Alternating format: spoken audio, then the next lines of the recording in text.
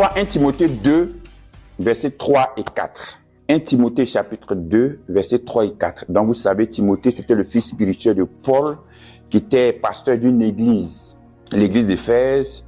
Et donc Paul va lui envoyer une lettre pour lui donner des instructions, pour lui faire des recommandations. Et entre autres, il va dire ceci, parlant du fait qu'il faut prier pour tous les hommes, ainsi que pour les rois, pour ceux qui sont dans des positions d'autorité. Et versets 3 et 4, il va dire, « Cela est bon et agréable devant Dieu notre Sauveur, qui veut que tous les hommes soient sauvés et parviennent à la connaissance de la vérité. » Que tous les hommes soient sauvés et parviennent à la connaissance de la vérité. Vous voyez? En fait, lorsque tu viens en Christ, tu as le salut qui est définitif. Tu ne peux pas le perdre. Mais ce que Dieu veut dans la prochaine étape qui va, si vous voulez, qui sera l'étape de toute ta vie, toute une vie, c'est la connaissance.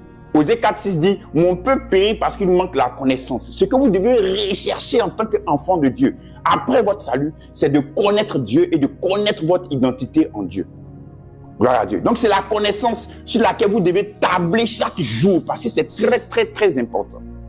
Il y avait un jour un missionnaire qui allait rendre visite à une femme et là-bas, la femme était en train de cuisiner un plat. Il a vu que la femme était en train de faire un kédjenou de lapin. Mais la femme a enlevé la tête, elle a enlevé les pattes pour faire cuire le lapin. Ça l'a intrigué. Bon, bref. Il n'a rien dit. Il a posé la question, mais pourquoi tu as fait ça? Pourquoi tu enlèves la tête et puis tu enlèves les pattes? Et non, j'ai vu ça, c'est ma femme, c'est ma maman du moins qui le faisait. Donc moi, je fais pareil. Bon, il n'a rien dit. Quelques temps après, puisqu'il était familier, la femme, dans la cour de la femme, dans la maison de la femme, on organisait une fête. Et dans cette fête-là, il y avait la maman de cette dame et la grand-mère de cette dame qui étaient aussi autour de la table, qui étaient en train de manger des repas. Et il s'est rappelé quand la femme en question avait cuisiné le plat et qu'il lui avait posé la question, il avait dit non, c'est sa maman qu'elle avait vu faire le faire. Donc elle ne faisait que répéter ce que sa maman faisait. Donc comme sa maman était là ce jour-là, donc il s'est approché de la maman, de la femme, qui dit, ah mais pourquoi votre fille m'a dit que non, quand vous cuisinez, vous enlevez la tête et les pattes, pourquoi? Et la maman répond, non, c'est parce que j'ai vu moi aussi ma maman le faire. Donc c'est pourquoi je le fais aussi. Il dit, ah bon? Bon, comme la grand-mère était là, donc il est parti, voilà, grand-mère. Il dit, ah madame, mamie, excusez-moi, mais pourquoi est-ce que votre fille m'a dit que quand elle cuisinait le lapin, elle enlevait la tête et les pattes? Elle m'a dit que c'est vous qui leur avez montré ça, mais pourquoi vous le faites? Elle dit, ah bon? Elles le font toujours. Mais en mon temps, c'est parce qu'on était pauvres. Donc, on avait une petite marmite, une petite casserole. Donc, tout l'animal ne pouvait pas entrer en entier. Donc, c'est pourquoi on enlevait la tête, on enlevait les pattes. Vous comprenez? Donc, c'est-à-dire, c'est une tradition qui s'est perpétuée de génération en génération. Pourquoi? Parce qu'on a vu l'autre le faire. Une chose que j'ai commencé à comprendre dans les choses de Dieu, c'est que la plupart des pratiques que nous avons dans le christianisme, ce sont des choses qu'on a vu d'autres personnes le faire. On n'a même pas pris le temps de pouvoir véritablement se poser dessus et analyser et puis réfléchir dessus. On a basé notre foi sur des choses qu'on a vu les autres le faire sans savoir si c'est vraiment Dieu. Si ça vient vraiment de Dieu. Gloire à Dieu. C'est pourquoi la Bible dit que vous connaîtrez la vérité et la vérité vous affranchira. Tant que tu n'as pas encore eu la connaissance de la vérité, il y a un domaine de ta vie où tu ne seras pas affranchi. Il y a des choses que tu ne pourras pas manifester. Pourquoi? Parce que tu bases ta foi sur des choses qui peuvent être des mensonges de la part de l'ennemi. C'est pourquoi il faut faire attention à la religion. Le christianisme est différent de la religion. Donc c'est pourquoi il faut s'asseoir pour réfléchir. Ce que je fais, est-ce que c'est vraiment conforme à la parole de Dieu, à la vérité de Dieu? Et c'est vraiment Dieu qui a inspiré cela. Une des choses qui était une superstition se trouve dans la loi de Moïse. On va voir ça aujourd'hui. On va voir Hébreux chapitre 10. Amen. Le Saint-Esprit va te faire du bien, ne t'en fais pas. On va lire à partir du verset 1. Hébreux chapitre 10, verset 1 au verset 9. En effet, la loi qui possède le nom bien à venir, et non l'exacte représentation des choses, ne peut jamais faire les mêmes sacrifices qu'on offre perpétuellement chaque année, amener les assistants à la perfection. Autrement, ne va-t-on pas cesser de les offrir, puisque ceux qui rendent de ce culte, étant une fois purifiés, n'auraient plus eu aucune conscience de leur péché. Mais le souvenir des péchés est renouvelé chaque année par ces sacrifices. Car il est impossible que le sang des taureaux et des boucs ôte les péchés. C'est pourquoi Christ, entrant dans le monde, on a dit quoi? Tu n'as voulu ni sacrifice, ni offrande, mais tu m'as formé en camp. tu n'as agréé ni holocauste ni sacrifice pour le péché. Alors je dis, voici je viens dans le rouleau du livre des questions de moi. Faire, ô Dieu, ta volonté. Amen, on va s'arrêter là. Regardez, lorsque vous lisez ce texte de l'auteur du livre des Hébreux, il est en train de te dire que Dieu n'a jamais demandé à quiconque de pouvoir bâtir un temple. Et encore de pouvoir faire des sacrifices à lui. Il dit non, non, non, non. Et regardez, on va reprendre verset 1. En effet, la loi qui possède une nombre des biens à venir et non l'exacte représentation des choses ne peut jamais, par les mêmes sacrifices qu'on offre perpétuellement chaque année, amener les assistants à la perfection. Ne peut jamais. Regardez le verset 2.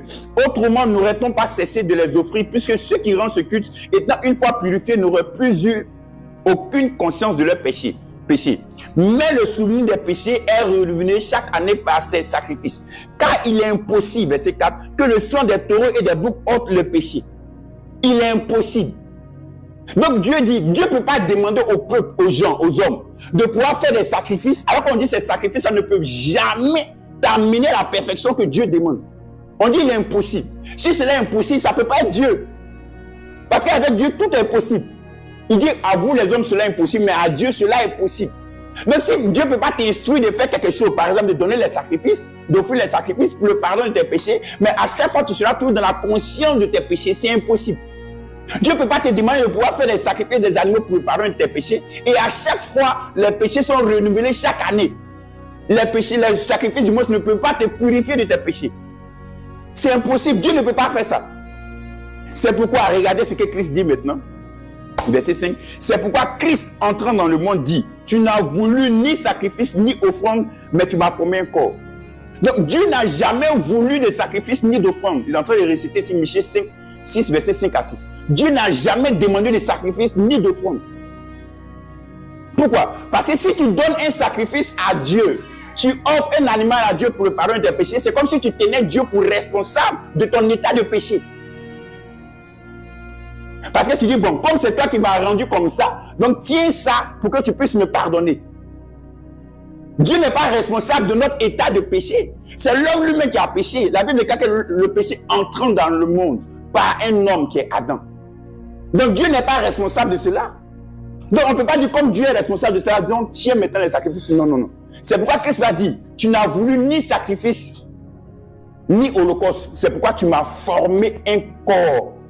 Afin de pouvoir faire ta volonté. Donc la volonté de Dieu, c'est que Christ soit le sacrifice pour les hommes. Dis Amen. Donc ce qui n'est pas de la volonté de Dieu, c'est que les hommes apportent des sacrifices à Dieu. C'est pourquoi vous allez voir dans le livre de Genèse, vous n'allez jamais voir quelqu'un faire un sacrifice pour ses péchés. Lorsque Abraham partait sur le mont Moria, Abraham va dire, nous allons pour adorer. On ne va pas pour le pardon de nos péchés. On va pour adorer. Ceux qui faisaient les sacrifices dans le livre de Genèse précisément, c'était pour adorer Dieu. Ce n'était pas pour le pardon de leurs péchés. Vous comprenez? Donc, c'est pourquoi maintenant c'est devenu pour le pardon de leurs péchés. On va voir Matthieu chapitre 19, avant de revenir dessus. C'est un texte où j'avais partagé avec vous, qui est un texte très déterminant, afin de comprendre beaucoup de choses. C'est Jésus qui est confronté aux pharisiens. Et les pharisiens l'approchent pour pouvoir l'éprouver. Il va tomber dans notre piège aujourd'hui. Matthieu 19, verset 3. Tu peux lire, s'il te plaît, Nathanaël. Les pharisiens l'abordèrent et dirent, pour l'éprouver, est-il permis à un homme de réfugier sa femme par un motif quelconque? Donc, ils ont en train de parler de divorce. Tu vois, ils vont lui poser la question. Qu'est-ce que Jésus va répondre? Il faut lire verset 4. Il répondit, n'avez-vous pas lu le Créateur au commencement, fit l'homme et la femme, et qu'il dit, c'est pourquoi l'homme quittera son père et sa mère, et s'attachera à sa femme, et les deux deviendront une seule chair. Continue. Ainsi, ils ne sont plus deux, mais ils sont une seule chair. Et l'homme donc ne sait pas ce que Dieu a joint. Verset 7. Pourquoi donc nous dire, Moïse a-t-il prescrit de donner à la femme une lettre de divorce et de la réduire? Si c'était comme ça dans le commencement, donc dans le livre de Genèse, pourquoi dans Deutéronome 24, Moïse a écrit que le divorce est permis? Maintenant, qu'est-ce que Jésus va répondre? Ça, c'est une réponse très, très, très importante pour comprendre beaucoup de choses dans les choses de Dieu. Vas-y. Il a répondu, c'est à cause de la dureté de votre cœur que Moïse vous a permis de répudier vos femmes. Au commencement, il n'en était pas ainsi. Il dit, c'est à cause de la dureté de votre cœur. En grec, à cause de la dureté de votre cœur, c'est pros scléros cardia. À cause de la dureté de votre cœur. Il entend, il dit, Moïse, regardant votre cœur, vous a permis. En d'autres termes, Moïse avait déjà vu ça dans votre cœur. Donc la loi de Moïse n'est rien d'autre que la récompense, du moins la conséquence à la désobéissance, à l'incrédulité du peuple. Comme ils vont refuser la bonne nouvelle, la promesse que Dieu a faite au travers d'Abraham, donc Moïse maintenant va leur donner la loi. Vous comprenez? Donc Dieu, en fait, quand Abraham était sur le mont Morija, Isaac va lui dire, mais voici le feu, voici le bois, mais où est le sacrifice? Qu'est-ce que Moïse va répondre? Et qu'est-ce qu'Abraham va répondre? Il va dire, Dieu s'en pouvoira, ou Dieu se pouvoira, ou Dieu lui-même va donner le sacrifice de façon terre à terre pour que vous puissiez comprendre. Donc Abraham avait déjà dit, au travers de la révélation qu'il avait de Dieu qui est son père, il dit c'est Dieu lui-même qui va offrir le sacrifice. Mais comme le peuple va refuser cette promesse de Dieu, donc Moïse va dire, bon, vous-même faites les sacrifices. Mais aucun de ces sacrifices, ça ne pouvait les amener à la perfection. Est-ce que vous comprenez? Pour le pardon de leurs péchés. Donc la loi de Moïse est la réponse, du moins, à l'incrédulité, à la désobéissance du peuple par rapport à la promesse de Dieu. C'est pourquoi Jésus va dire, Moïse vous a dit ça, mais moi je vous dis. Donc Moïse n'a rien fait d'autre que de regarder au cœur de l'homme et de dire, bon, comme c'est ce que ton cœur veut, donc toi il faut le faire. Mais en présentant la loi de Moïse, il va toujours continuer à annoncer la bonne nouvelle. La bonne nouvelle. Maintenant, regardez, on va reprendre Hébreux 4 qui me vient à l'esprit. Est-ce que le peuple qui est sorti de l'esclavage en Égypte, est-ce que c'est vrai que Dieu leur a donné la bonne nouvelle? Prenons Hébreux, chapitre 4, verset 1 au verset 2. Nous donc que la promesse d'entrer dans son repos subsiste. Aucun de vous ne paraisse être venu trop tard, car cette bonne nouvelle a été annoncée. Nous a été annoncée au Seigneur. Et la parole qui leur fut annoncée ne leur servit de rien, parce qu'elle ne trouva pas de foi chez ceux qui entendirent. Donc ceux qui sont sortis de l'esclavage, à eux aussi Dieu leur a annoncé la bonne nouvelle, l'évangile. Mais ils n'ont pas accepté cela. Ils ont refusé cela. Et c'est cette bonne nouvelle que Dieu continue d'annoncer au travers de nous. C'est pourquoi lorsqu'on étudie encore plus en profondeur le thème de bonne nouvelle, vous comprenez que la bonne nouvelle, ce n'est pas Jésus qui est venu donner le thème bonne nouvelle. Le thème bonne nouvelle existait déjà depuis longtemps. Ça a toujours été la promesse de Dieu pour l'homme. Est-ce que vous comprenez? Donc, à cause de l'incrédulité de votre cœur, Moïse vous a permis ça. Mais au commencement, en Genèse, il n'en était pas ici. C'est pourquoi ma femme dit toujours que si vous voulez comprendre véritablement la source de toute chose, c'est que Dieu a toujours voulu pour l'homme, c'est d'aller dans le livre de Genèse. C'est là-bas que tout a commencé. Et c'est là-bas que vous comprendrez le plan parfait de Dieu pour l'homme. Mais à cause de l'incrédulité de l'homme, du fait que l'homme va refuser la bonne nouvelle que Dieu va lui donner, Dieu va permettre que, ou Moïse va permettre qu'il fasse ce qu'il vous a l'habitude de faire. C'est pourquoi je vous ai dit enseigné que quand Moïse, dans la loi de Moïse, écrit qu'il faut lapider des gens, ce n'est pas en ce moment-là que la lapidation a commencé. Il le faisait déjà. Donc Moïse, regardant leur cœur, a permis de faire ce qu'ils ont l'habitude de faire. Mais cette fois-ci, en encadrant cela. Donc les sacrifices, Dieu n'a jamais demandé à l'homme de faire des sacrifices afin que l'homme soit pardonné. C'est pourquoi la première personne sur cette terre à faire un sacrifice, c'est Dieu. Lorsque Adam et Ève ont désobéi, la Bible dit que Dieu va prendre la peau d'un animal pour recouvrir leur nudité. Donc ça a toujours été Dieu lui-même qui doit faire le sacrifice, pas l'homme. Est-ce que vous comprenez? Donc aucun sacrifice que l'homme va faire ne peut l'amener à la perfection, à la justice de Dieu. Est-ce que vous comprenez? Donc Dieu n'a jamais demandé à ce qu'on se construise un temple. Parce que c'est là-bas qu'il partait faire les sacrifices. C'est d'abord David qui a dit, Seigneur, je veux te bâtir un temple. Il a dit, bon, moi, il ne t'a même pas demandé ça même. D'ailleurs, ce n'est même pas toi qui vas construire. C'est pourquoi, on revient dans Jean chapitre 2. Tout à l'heure, je disais à quelqu'un que quand Jésus a fait le fouet pour chasser les gens du temple, Jésus s'est jamais mis en colère. C'est dans le film que Jésus était en colère. Parce que ce que Jésus a fait était une illustration de ce que Jésus venait d'enseigner. Jésus a enseigné d'abord et Jésus va imaginer l'enseignement par l'attitude qu'il a eue, par l'acte qu'il a posé. Maintenant, qu'est-ce qu'il va faire? On va prendre le verset. Bon, on va lire tout le texte. L'Esprit veut qu'on lise tout le texte. Nathanaël, tu peux lire à partir du verset 13, s'il te plaît. La Pâque des Juifs était proche. Jean 2, à partir du verset 13. Vas-y, c'est ça. La Pâque des Juifs était proche. Et Jésus monta à Jérusalem. Il trouva dans le temple des vendeurs de bœufs, de brebis, et des juifs. Et les changeurs assis. Ayant fait un fouet avec des cordes, il les chassa tout du temple, ainsi que les brebis et les bœufs. Il dispersa la monnaie, les changeurs et ramassa la part. Et il dit aux vendeurs de pigeons, ôtez cela d'ici. Ne faites pas de la maison de mon père une maison de trafic. C'est ça. C'est Jésus se souvint qu'il est écrit, le zèle de ta maison le dévore. Les Juifs, prenant la parole, lui dirent, quel miracle nous montres-tu pour un jour de la sorte? Jésus leur répondit, détruisez ce temple, et en 3 jours je le relève.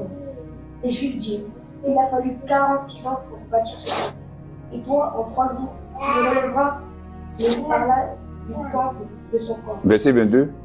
C'est pourquoi il fut ressuscité des morts. Ses disciples se souvinrent qu'il avait dit cela, et ils crurent à l'écriture et à la parole que Jésus. Donc Jésus va dire, détruisez ce temple. En 3 jours, je vais le rebâtir. Ils étaient étonnés. Quoi? Nous, on a pris 46 ans pour bâtir ce temple. Et toi, c'est en 3 jours que tu vas rebâtir ça. Donc la Bible déclare quoi? Il parlait du temple de son corps. C'est pourquoi nous, aujourd'hui, on a appelé comment? Le corps de Christ. Donc Jésus ne parlait pas du bâtiment physique. Il parlait du peuple de Dieu que nous allons devenir, de la famille de Dieu que nous allons devenir en Christ. Donc Jésus n'a jamais parlé de temple physique, ou Dieu n'a jamais demandé un temple physique. Donc depuis, on va repartir dans Exode chapitre 18, 19, on va prendre à Exode chapitre 19. Regardez. Dieu va parler au travers de Moïse. Verset 5 et verset 6. Le peuple d'Israël est sorti de l'esclavage en Égypte. Ils sont sur la route vers Canaan. Dieu va leur parler. Versets 5 et 6. Exode 19, versets 5 et 6. Maintenant, si vous écoutez ma voix et si vous gardez mon alliance, vous m'appartiendrez en tous les peuples, car la terre est à moi. Vous serez pour moi un royaume de sacrificateurs et une nation sainte. Voilà les paroles que tu diras aux enfants. Ce que Dieu voulait pour le peuple, c'est de faire de tout le peuple un royaume de sacrificateurs, une nation sainte. Dieu ne voulait pas qu'il y ait quelqu'un entre Dieu et le peuple qui soit médiateur. Suivez. Dieu voulait que tout le peuple puisse avoir une relation avec lui. Mais c'est le peuple qui va refuser.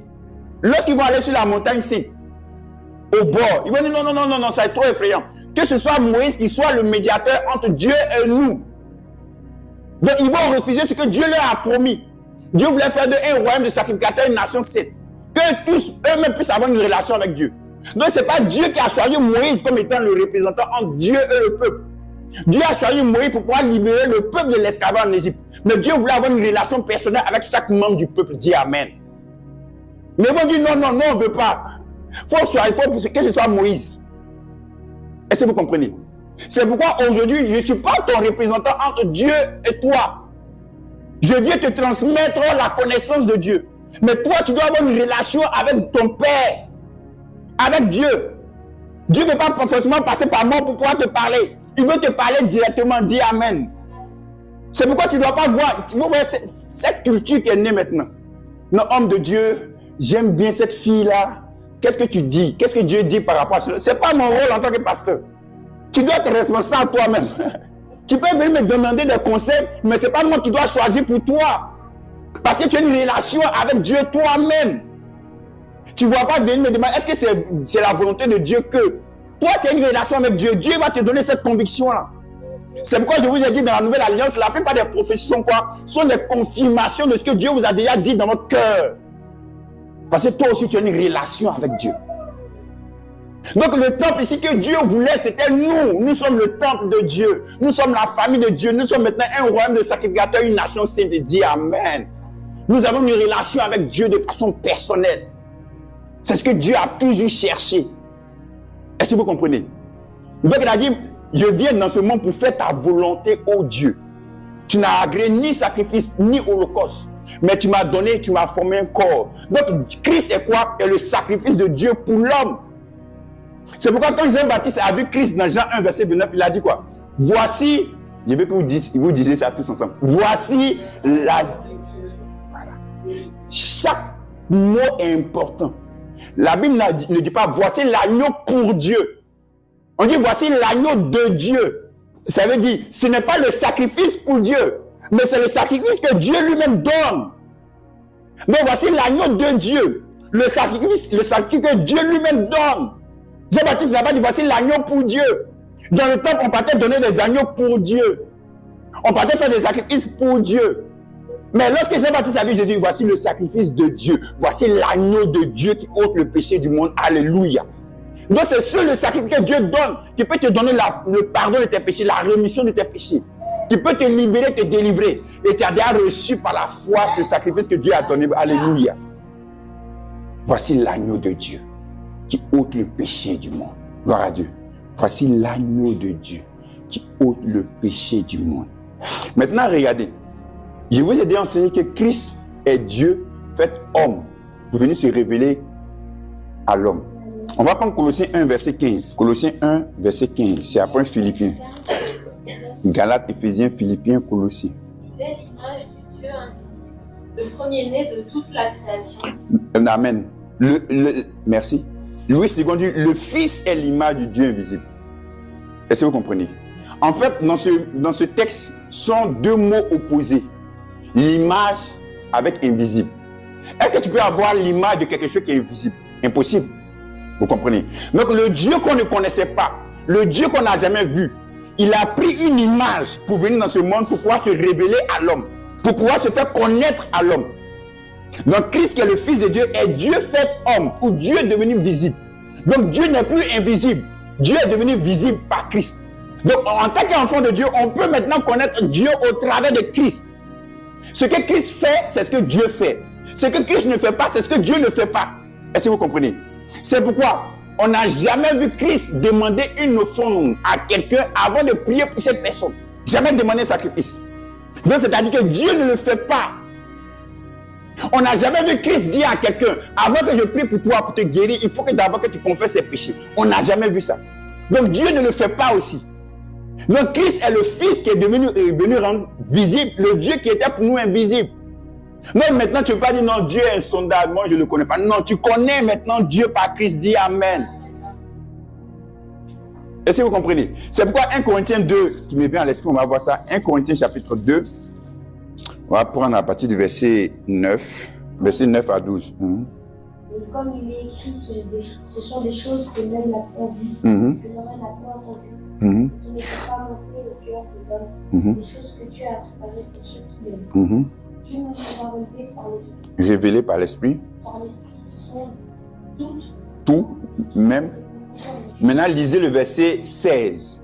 Car Dieu a donné la pensée du Seigneur pour l'Esprit. Or, nous avons la pensée de Christ. Donc, or, nous avons la pensée de Christ. Qui a connu la pensée du Seigneur pour l'instruire? On dit de la même manière que nos pensées sont suspendues aux pensées, de la même manière que le ciel est suspendu à la terre, de la même manière que les pensées de Dieu sont suspendues aux pensées de l'homme.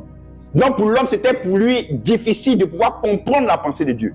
Maintenant, Paul va répondre au travers de 1 Corinthiens 2 que maintenant, Christ étant la pensée de Dieu, on peut maintenant connaître Dieu. Or, nous avons la pensée du Seigneur. Or, nous avons la pensée de Christ. Et Christ est l'image du Dieu qui était invisible, qui est devenu maintenant visible pour nous. Donc maintenant, Dieu n'est plus maintenant insondable pour toi parce que tu connais Christ. Et Christ est l'image de Dieu. Donc tu peux maintenant connaître Dieu. Celui qui était invisible est devenu maintenant visible pour toi. On va aller encore dans 1 Timothée 3, verset 16. On a appris ce test la dernière fois. Je veux qu'on le reprenne. 1 Timothée 3, verset 16. Car la répétition est pédagogique. Et sans contredit, le mystère de la piété est grand. Celui qui a été manifesté en chair, justifié par l'Esprit, vu des anges, prêché aux gentils, cru dans le monde, élevé dans la gloire. Amen. En français, c'est sans contredit. Dans la version King James, par exemple, chez Sébastien, en anglais, ils vont dire quoi?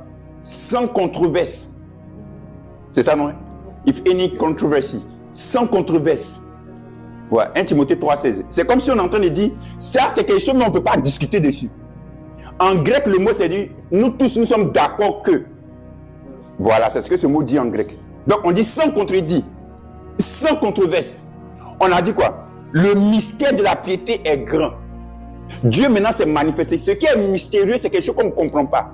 Maintenant, on dit le mystère de la piété maintenant va devenir maintenant manifeste. Dieu va se manifester en chair. Donc Christ, c'est Dieu qui maintenant qui prend la forme humaine pour pouvoir se révéler à l'homme. Lui qui était un mystère n'est plus maintenant mystérieux, il est maintenant démystifié.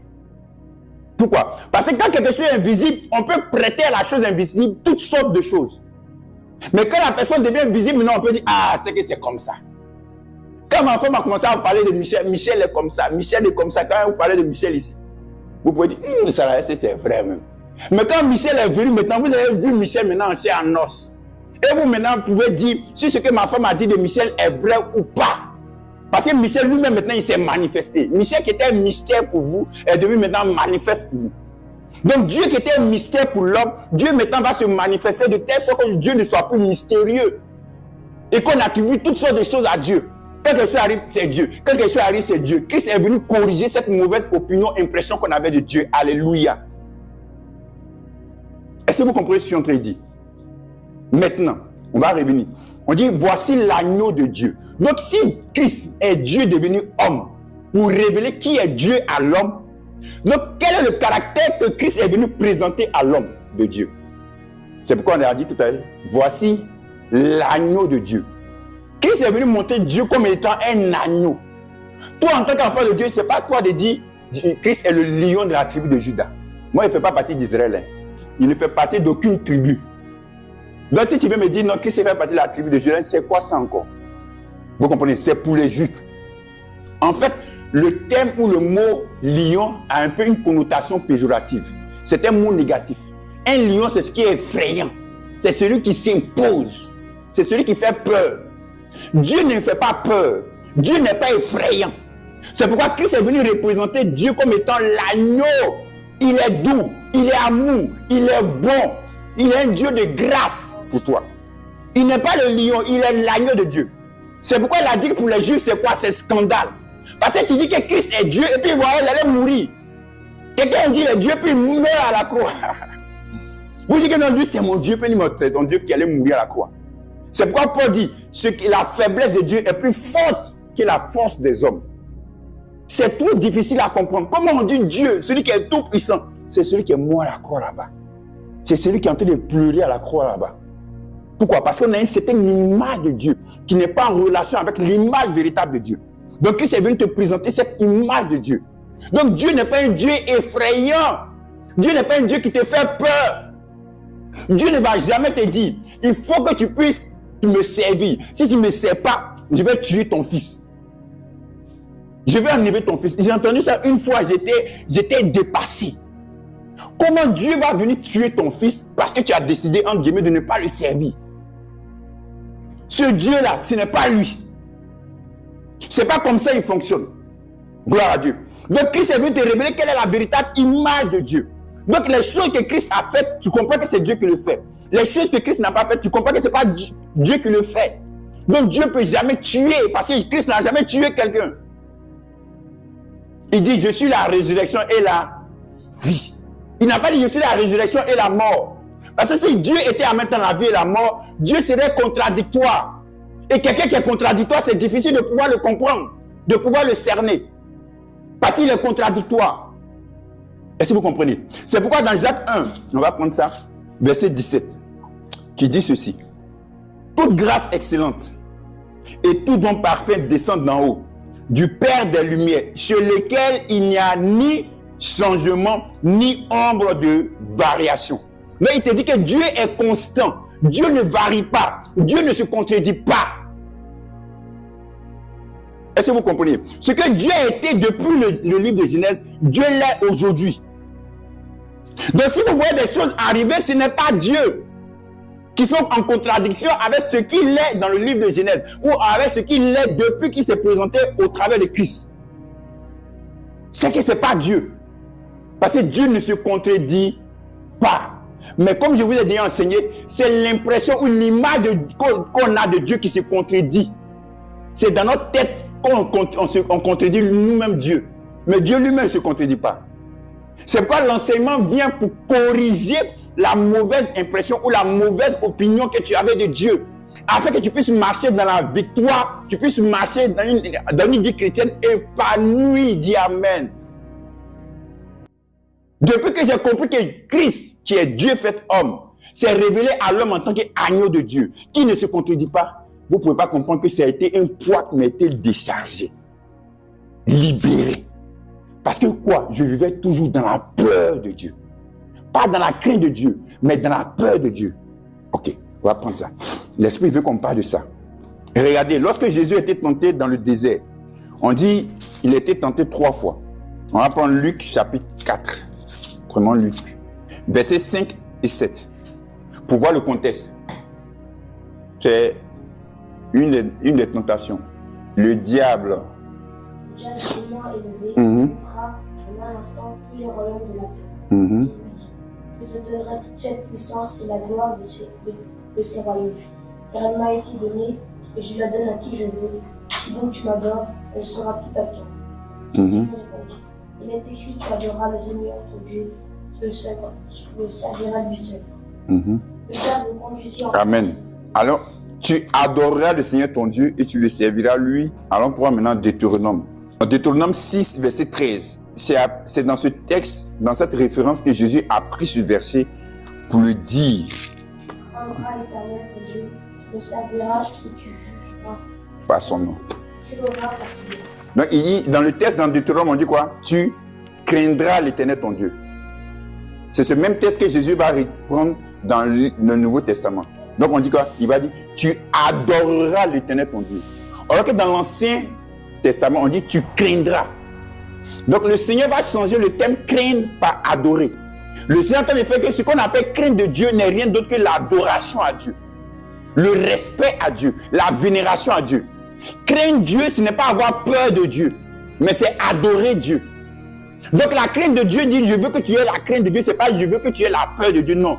Je veux que tu aies le respect pour Dieu. Je veux que tu aies l'adoration de Dieu. Donc la crainte de Dieu, ce n'est pas avoir peur de Dieu. Ou à chaque fois tu as peur que Dieu vienne te frapper, que Dieu vienne te faire du mal. Non, non, non, Dieu n'est pas comme ça. C'est pourquoi Paul va dire ceci dans Actes chapitre 17. Paul est arrivé dans la ville d'Athènes, il va commencer à parler à ces personnes-là. On va aller à partir du verset 22, je vais faire la lecture. Paul, debout au milieu de l'aéropage, dit, homme athénien, je vous trouve à tous égards extrêmement religieux. Car en parcourant votre ville et en considérant les objets de votre dévotion, j'ai même découvert un autel avec cette inscription, à un Dieu inconnu. Ce que vous révérez sans le connaître, c'est ce que je vous annonce. Donc, Paul va voir un autel sur lequel est marqué à un Dieu inconnu.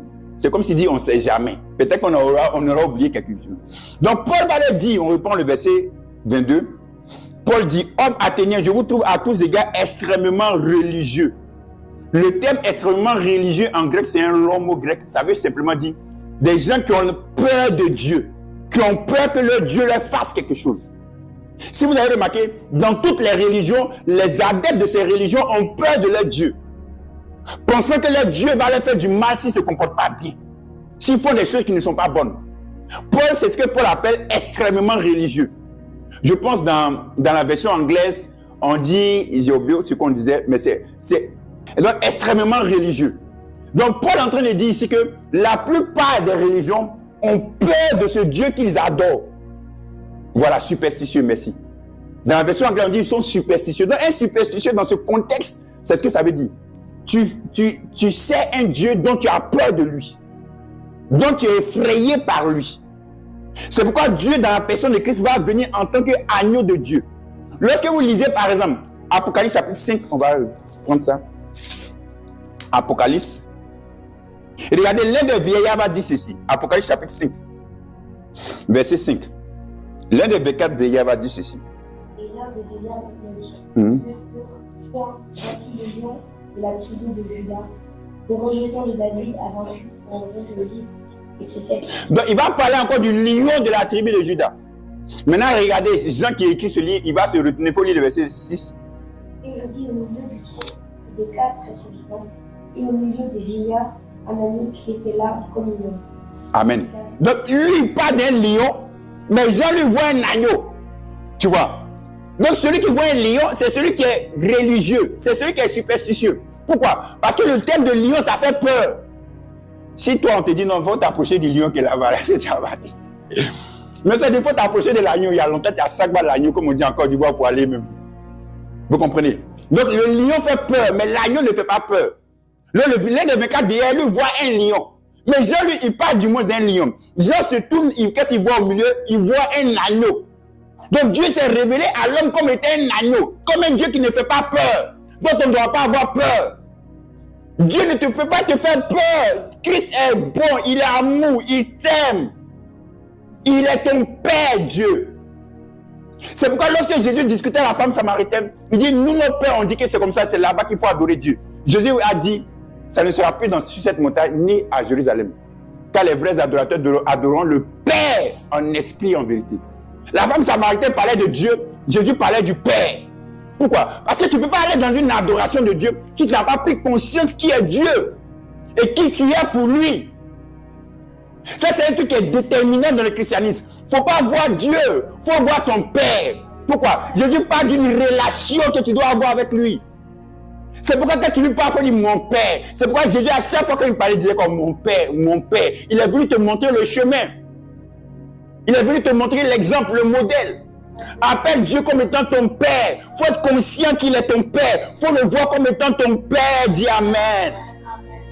Quand tu prends conscience qu'il est ton Père, tu ne t'approches pas de lui avec peur. Tu t'approches de lui avec révérence, avec adoration, avec respect. Parce qu'il est ton Père. Et en tant que ton Père, c'est lui son devoir de prendre soin de toi. C'est lui son devoir de pouvoir tes besoins. Dis Amen. On en parlera la semaine prochaine. Que Dieu nous bénisse. Tout ce que tu as entendu aujourd'hui, tout ce que tu as retenu, tu vas prier en fonction de cela. Tu vas dire, Papa, il faut que tu aies cette conscience de voir Dieu comme étant ton Père, comme étant ton Papa. Il ne faudrait pas que tu sois effrayé de lui, que tu aies peur de lui. Il ne veut pas te faire du mal. Il ne veut pas te châtier, te punir, t'ôter la vie, te faire toutes sortes de choses que les gens lui attribuent. Il n'est pas comme ça. C'est pourquoi Jésus est venu nous révéler qui est le Père. Il dit, je suis le chemin, la vérité et la vie. Et nul ne vient au Père que par moi. Celui qui m'a vu, il a vu le Père. Car le Père et moi, nous sommes un. Jésus est l'image du Dieu qui était invisible. Et ce Dieu qui était invisible est désormais ton Père. Parce qu'il veut s'engager avec toi dans une relation, dans une communion. Et sachant qu'il est ton Père, c'est lui qui doit prendre soin de toi. C'est lui qui doit pourvoir tes besoins. Il n'attend rien de toi que tu lui donnes quoi que ce soit. Mais lui, il veut prendre soin de toi. Il veut veiller sur toi. Il veut que tu apprennes à écouter ses instructions qu'il te donne dans ton cœur, afin de marcher selon ses instructions. Parce qu'il sait que cela sera bénéfique pour toi. Parce que dans cette activité que nous avons entre nous les hommes, Dieu sait ce qu'il va falloir faire, comment il va falloir le faire pour que tu puisses être épanoui dans ta relation avec les hommes. Ce que Dieu te demande de faire, ce n'est pas dans ta relation avec lui, parce que tu es déjà dans une bonne relation avec lui, parce que tu plais déjà à Dieu, tu es déjà agréable à Dieu, mais c'est dans ta relation avec la société, dans ta relation avec les autres hommes. Tu vas prier dans ce sens. Tu vas dire, Père, à compter d'aujourd'hui, je vais marcher dans cette identité. Je vais marcher dans cet état d'esprit. Je vais marcher dans cette mentalité où je te vois chaque jour comme étant mon Père et que je suis ton fils. C'est bien de le voir comme étant ton Père, mais c'est encore mieux de te voir comme étant son fils et sa fille. Alléluia. Prions le Seigneur.